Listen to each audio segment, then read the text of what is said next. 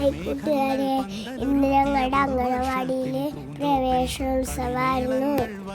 ഈ പായസവും മിഠായികളും ഒക്കെ ഉണ്ടായിരുന്നു. അവിടെ വാർഡ് മെമ്പർ സത്താർ മാമയും നാരായണ മുത്തശ്ശനും മറ്റുള്ള ഒരുപാട് ആളുകളും.